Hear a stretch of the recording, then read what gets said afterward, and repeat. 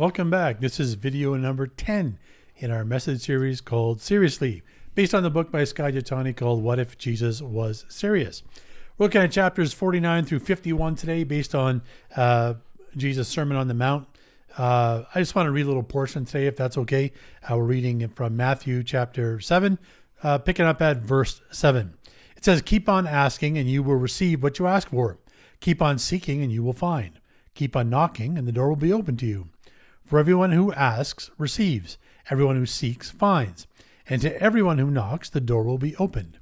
You parents, if your children ask for a loaf of bread, do you give them a stone instead? Or if they ask for a fish, do you give them a snake? Of course not. So if you sinful people know how to give good gifts to your children, how much more will your heavenly Father give good gifts to those who ask him?"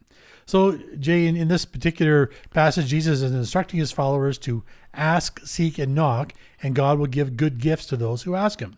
And I would say it seems pretty straightforward that, the way we do that is to ask God in prayer, which is true and valid. And I think I want to come back to that in a moment. But what Skye brought out in the book that I don't always think of is when reading this is that if our first kind of line of people to ask is not God, but our community, right? Those we're in community with. Yeah, so, I never thought of that either.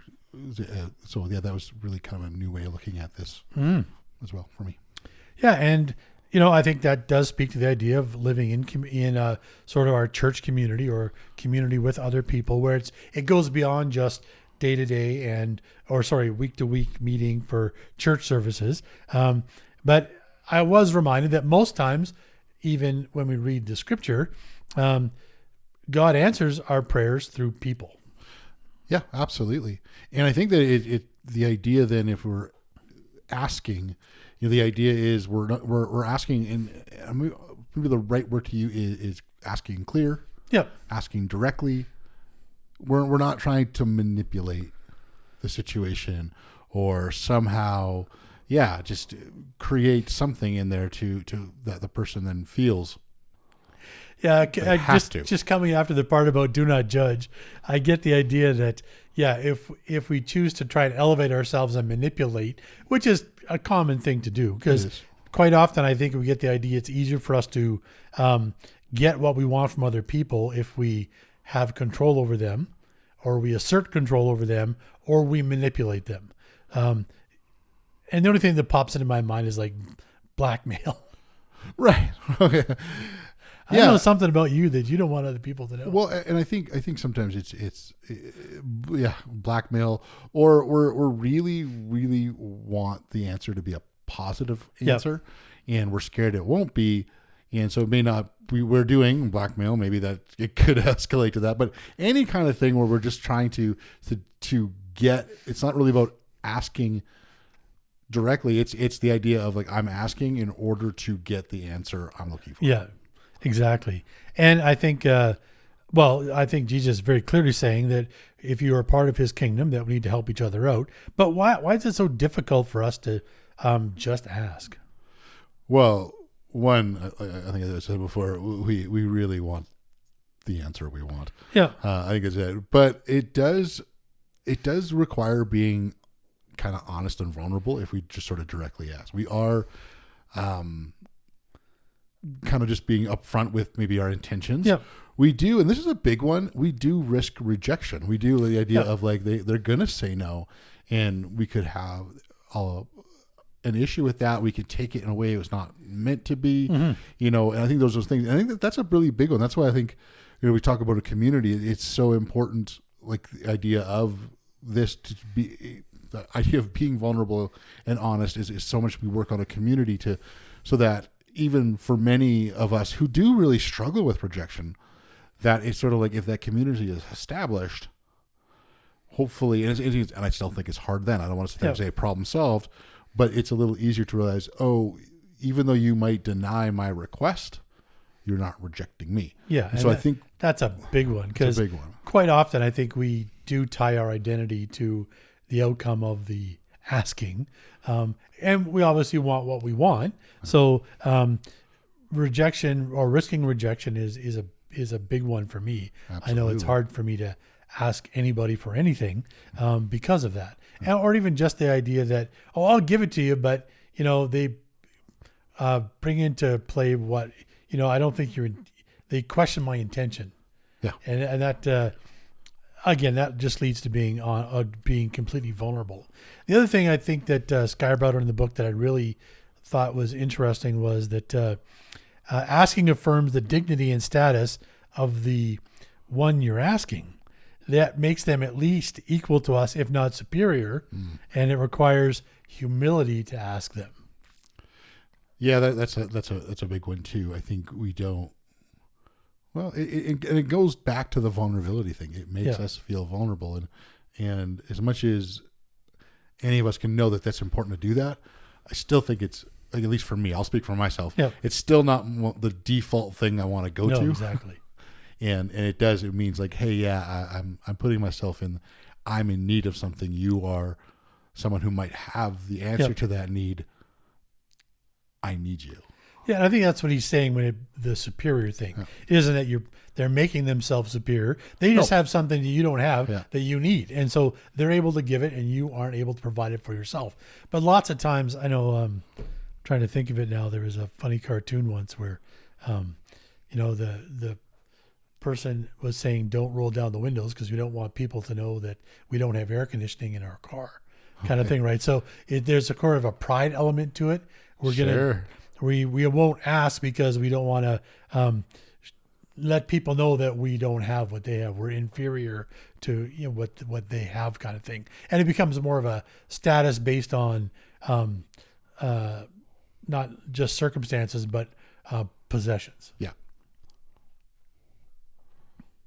Well, then I guess we could say that this also becomes very true with our relationship with God. Yep. Jesus is instructing, the idea of we're asking and we're not manipulating. So how do we manipulate God? Well, I heard this. I know I do it. Well, we all do it, but I've heard it this way. It's trying to do exactly what he wants us to do, and thinking like, hey, if I do this, he's compelled to do this, which is really, you're trying to control him. Yeah.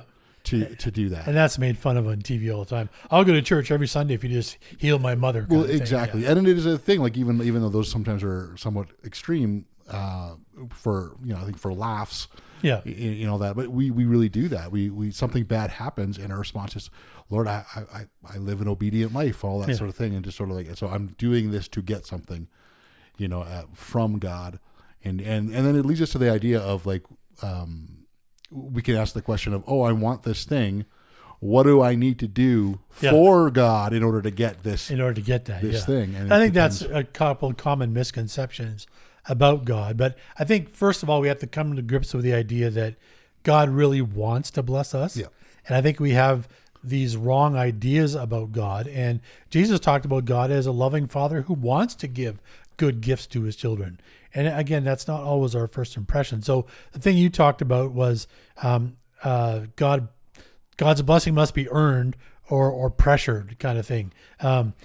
We have to perform religious rituals, or we make a pact with God, or if I live a perfect life, or I'm living a perfect life, God will have to bless me. Or like you said, I have a blessed life, so I must, or I am blessed, so I must be living a perfect life. Yeah, and I think it's really, if we come into the idea that these are ways in which we try to control God. Yeah, control God. Which is then manipulation. But then sometimes it swings the opposite way, the complete thing, that God is unpredictable or unstable about people, and we don't know what it takes to please him. So it might work this time, but it doesn't work that time, or maybe God just puts up with us. Or worse, he doesn't like us at all. Therefore, any blessing is just either luck, or at best, God does it begrudgingly. Yeah, and a lot of this stuff Jesus is sharing in kind of this way, because he does a lot through the Sermon on the Mount, really kind of correct a mindset of God, or what people have of God. Yeah. And to this, to the idea of like, you don't need these big words. You don't need to stand and pray, so that everyone sees you and things like that. Or to, the idea of, he cares for the birds and the flowers. He cares for us too. Like showing these things that told the idea of the love God has for us and all that sort of stuff. So really, here we are a couple thousand years later, and he's trying to correct basically these people who are listening, who would have this idea of gods that they would see throughout the different systems available to them, of these temperamental, capricious gods. Mm-hmm. And the idea of like, here we are kind of stuck in the similar thing, that like, oh, maybe he's a little temperamental, all that sort of stuff. It's the same idea that we still struggle with to some degree. I would completely agree with that. But instead, Jesus paints a picture that we are God's children who eat at his table and share in his abundance. When you're a child, you don't think about, your parents providing for you, but you're always provided for, kind of thing. And I think that's the way Jesus wants us to think about God. And that when we think that way, then it should lead to a different way of engaging God. And again, Jesus simply says to ask. Yeah. So let's come to the next question, though. What if I ask God for something and he doesn't let me have it? Well, when I was thinking about this, and especially the fact that he alludes to the idea of a father, or a parent that would want anything bad for their child. I think a lot of the difference between, my experience with my parents and then my experience as a parent, and so many aha moments, kind of with the idea of like, oh, that's why you did this. Like this really was for my benefit. Yeah. Even though, I didn't get the thing that I wanted the way I wanted it in the time, which is like immediately, that I wanted it in, and to sit there as a parent, I'm like, oh, to realize, oh, these are even though I think I learned some of that before I became a parent, but really became more aware as a parent, like, oh, you were doing this for my benefit. Yeah. Didn't necessarily feel like that in the moment. Yeah. But, oh, you really were. Yeah. Or that makes me think of, I think when I was younger, I'm in thinking about my parents, and I thought when I become a parent, I'm never, ever going to say that to my kid. Sure. And you catch yourself saying it to your kid, saying, oh, like you said, that's why. Yeah, there's a reason before that. Yeah, there's a reason before that. And it's not because God, your parents don't like you. And sometimes we think that way about God. He's not giving me what I want because he doesn't like me. But sometimes God just says no or wait. And he won't just give us whatever we ask for. Like, I want a Ferrari, or I want to live in a certain part of town, or have a house, or, our ministry could use a jet. Yeah. That's true. Cause like sometimes it's just those 10-minute drives are tough. So I think it goes back to what you were saying. Sometimes when a parent says no to a child, it's because they love them so much.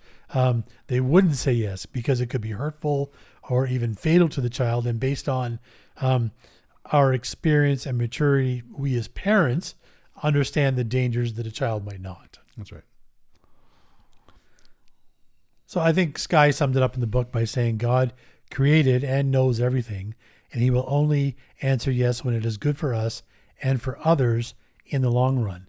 So our perspective might be too personal or short-sighted. And let's just talk about that for a second. I didn't really think about that others thing. I get the part about me, I ask for something and it's not good for me personally, or I might self-destruct, or eventually I would walk away from faith because I would get distracted by whatever.